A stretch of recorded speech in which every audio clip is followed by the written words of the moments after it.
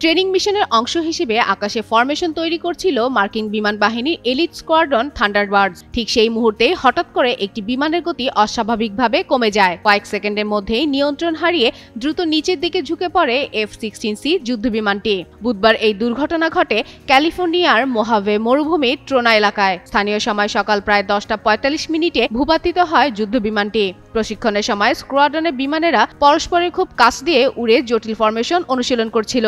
এ ধরনের অনুশীলন সাধারণত নিয়ন্ত্রিত আকাশসীমায় অনুষ্ঠিত হয়, যাতে নিরাপত্তা ব্যবস্থা নিশ্চিত থাকে। বিমানের অস্বাভাবিক আচরণ বুঝতে পারায় পাইলট ইনটেক বাটনে চাপ দিয়ে বেরিয়ে আসেন। দুর্ঘটনার পরপরই উদ্ধারকর্মীরা ঘটনাস্থলে পৌঁছে পাইলটকে হাসপাতালে পাঠায়। তার আঘাত গুরুতর নয় বলে প্রাথমিকভাবে জানা গেছে।